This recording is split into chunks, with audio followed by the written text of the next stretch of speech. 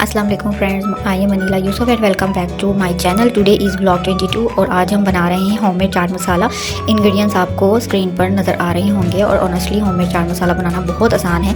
इसका टेस्ट भी फ्रेश होता है और आप अपनी पसंद के अकॉर्डिंग स्पाइसेस एडजस्ट कर सकते हैं।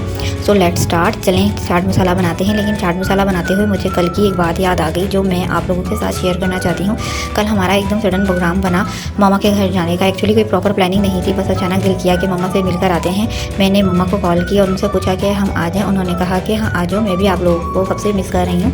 तो फिर हमने ज़्यादा नहीं सोचा और सुबह ही निकल गए। सुबह से बारिश हो रही थी लेकिन मुझे बिल्कुल आइडिया नहीं था कि मामा के एरिया में इतना ज़्यादा पानी खड़ा होगा। जब हम मामा के घर के बिल्कुल पास पहुँचे, वहाँ का सीन देखकर मैं हैरान रह गई। इतना पानी था कि मुझे डर लग रहा था कि जैसे पूरी नहर ही रोड पर आ गई हो। ऑनेस्टली उस वक्त थोड़ा सा डर भी लग रहा था क्योंकि पानी इतना ज़्यादा था कि हमें समझ नहीं आ रहा था कि हम सेफली निकल जाएंगे या नहीं। मैंने अपने हस्बैंड को कहा कि चलें वापस चलते हैं, मुझे डर लग रहा है। लेकिन उन्होंने कहा कि अब तो हम पहुंच ही गए हैं, इंशाल्लाह कुछ नहीं होगा। फिर अल्लाह अल्लाह करते हुए हम किसी तरह मामा के घर पहुंच गए। मामा ने हमारे लिए पहले से ही खाना बना के रखा हुआ था, कीरे और बिरयानी। मुझे बहुत अच्छा लगा क्योंकि मामा हमेशा बच्चों और मानी के लिए कुछ ना कुछ बना के रखती हैं। हनान और जारून भी बहुत एक्साइटेड थे। दोनों की बस एक ही जिद थी कि नानी के घर जाना है। बच्चों को ना नानी के घर जाने का अलग ही एक्साइटमेंट होता है। उनका बस ये होता है कि नानी के घर जाओ, खेलो, कुछ टेस्टी खाओ और फिर वहाँ से वापस आने का नाम ही ना लो। मेरे बच्चों को तो मामा के घर जाके भूख भी लगने लग पड़ती है। कभी कहते हैं नानू हमने चॉकलेट खानी है, कभी कहते हैं नानू हमने लेज़ खाना है। मामा भी बच्चों को बुला रही थी और उनका दिल कर रहा था कि बच्चे थोड़ी देर उनके पास रहें। हमने भी सोचा चलो बारिश का मौसम है, बच्चों को भी मामा से मिलवा आते हैं। लेकिन फिर काफ़ी देर हो गई थी और हमने वापस में आना था।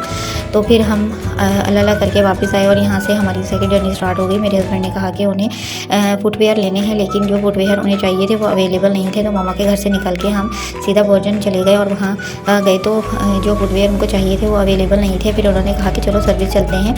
वहाँ भी चेक किए, फिर एक दो जगह और चेक की। मतलब कल हमारा पूरा दिन ही इधर से उधर और उधर से इधर होता रहा।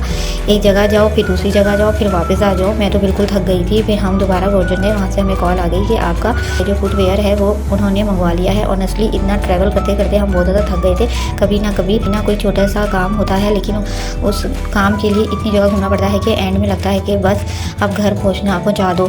लेकिन कल का दिन बिजी होने के बावजूद मुझे एक चीज़ बहुत अच्छी लगी कि हमने मामा से मिल लिया। मेरी मामा अकेली होती हैं और ऑब्वियसली जब घर में किसी अपने की कमी होना तो इंसान को अकेलापन फील होता है। पापा की दुनिया के जाने के बाद मामा काफ़ी उदास रहती है। अल्लाह पाक मेरे पापा को मग़फ़िरत अता फरमाए और उनके दर्जात बुलंद फरमाए, आमीन सुम्मा आमीन। और अल्लाह पाक मामा को सेहत, खुशी और लंबी ज़िंदगी अता फरमाए। कभी मेरी बड़ी सिस्टर मामा के पास चली जाती है, कभी उनको अपने घर ले जाती है, कभी मैं उनको बुला लेती हूँ क्योंकि माँ तो माँ होती है ना। चाहे हम कितने भी बिजी हो जाएँ, कितनी भी रिस्पॉन्सिबिलिटीज़ आ जाए, माँ का दिल फिर भी बच्चों को ही ढूंढता है। और बच्चों को भी यही होता है कि चाहे वो कितने ही बड़े हो जाएँ, माँ के घर जाके ही अजीब सा सुकून मिलता है। मुझे लगता है कि लाइफ में हम सबको अपने पेरेंट्स के लिए ज़रूर टाइम निकालना चाहिए। ज़रूरी नहीं कि हर दफ़ा कोई बड़ी चीज़ लेके जाओ या कोई स्पेशल प्लान बनाओ। बस एक फ़ोन कॉल कर लेना, कभी पूछ लेना कि मम्मा कैसी हैं, कभी उनके पास जाके आधा घंटा बैठ जाना, कभी उनको अपने घर बुला लेना। ये छोटी छोटी चीज़ें पेरेंट्स के लिए बहुत बड़ी खुशियाँ बन जाती हैं। और स्पेशली जब पेरेंट्स अकेले और उनको हमारी कंपनी की भी ज़्यादा ज़रूरत होती है।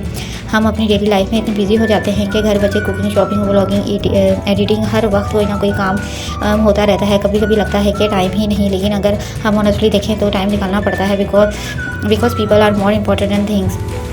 शूज़ हम कल भी ले सकते थे, शॉपिंग हम कल भी कर सकते थे, दूसरे काम भी बाद में हो सकते थे, लेकिन माँ बाप के साथ गुजरा हुआ वक्त वापस नहीं आता। अब आते हैं हमारे होममेड चाट मसाले की तरफ। यहाँ आप देख रहे हैं कि मैं सारे स्पाइसेस प्रिपेयर कर रही हूँ। होममेड चाट मसाला सबसे बेस्ट होता है।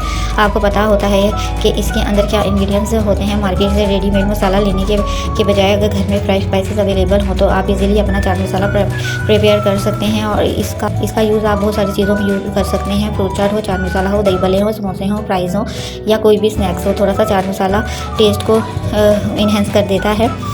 और मुझे पर्सनली वो मसाले पसंद हैं जो स्पाइसी भी हों और फ्लेवरफुल भी हों। अब मैं इन इंग्रेडिएंट्स को अच्छी तरह मिक्स कर लूँगी। आप लोग भी मुझे कमेंट में ज़रूर बताना कि आपको चाट मसाला किस चीज़ के साथ खाना पसंद है। अगर आपको मेरी कुकिंग और वीडियोस और डेली लाइफ के छोटे छोटे ब्लॉग्स पसंद आ रहे हैं तो प्लीज़ चैनल को सब्सक्राइब कर दें। वीडियो को लाइक और कमेंट में ज़रूर बताएं। ब्लॉग 22 में आपको होममेड चाट मसाला कैसा लगा। आपकी लाइक्स और कमेंट्स मुझे बहुत मोटिवेट करते हैं। मुझे फील होता है कि मैं भी आप लोगों के साथ शेयर कर रही हूँ, आप उसे जनरली इंजॉय कर रहे हैं। तो फ्रेंड्स, आज का ब्लॉग बस इतना सा था। कल का दिन थोड़ा बिजी था, बारिश भी बहुत थी, पानी भी बहुत था, शॉपिंग भी थी, मम्मा से मिले और फिर घर वापस आ गए। लेकिन overall is a beautiful family day. Thank for watching vlog 22। I will see you in next vlog. Until then, take care, stay happy, stay blessed. Allah Hafiz.